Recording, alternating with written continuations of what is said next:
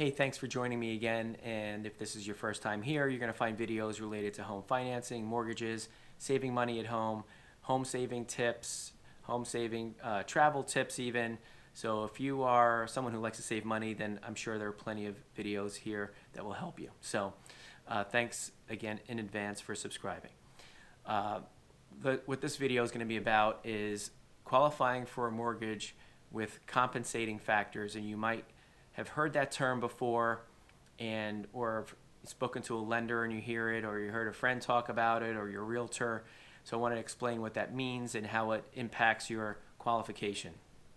So a compensating factor, I'll list what some of them are, but what they're compensating for may be deficiencies in the rest of your application. So for example, one major reason why you might need a compensating factor is if your DTI is a little high. So if the lender has, let's say for example with an FHA loan, they prefer to stay with it at a 43% DTI debt to income ratio, but you're at 45, maybe there are some compensating factors that will allow the underwriter to approve your mortgage anyway, okay?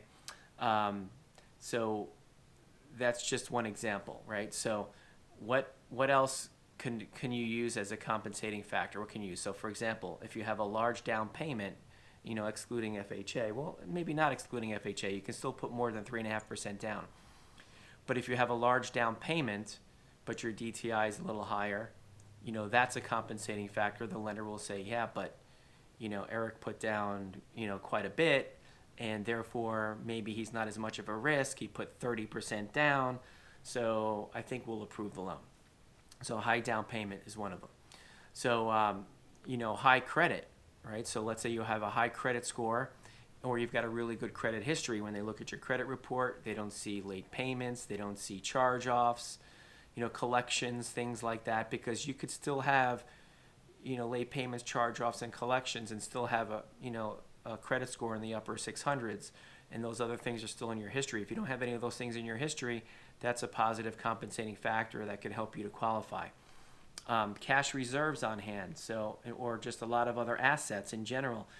Maybe your income isn't really high, but you have quite a bit of assets where the lender will look at your portfolio and say, okay, the income is not quite as high as we'd like to qualify for this mortgage, but look at all the assets this person has, so they can likely make the payments anyway because of all these other assets.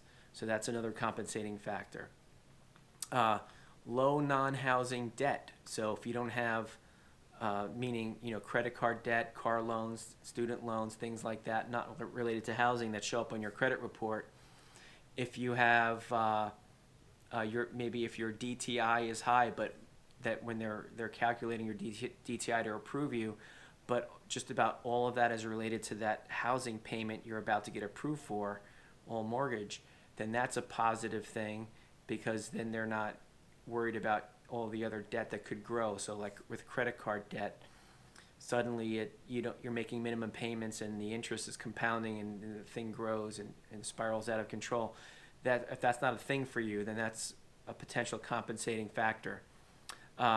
Job stability. So if you've been in the same job, working for the same employer for years, or the same line of work for years, you don't have any gaps in your employment over time, that job stability means, okay, this borrower has got a good track record of being employed, and we're not worried about jumping from job to job, having these periods of time, 2 months a year, not working.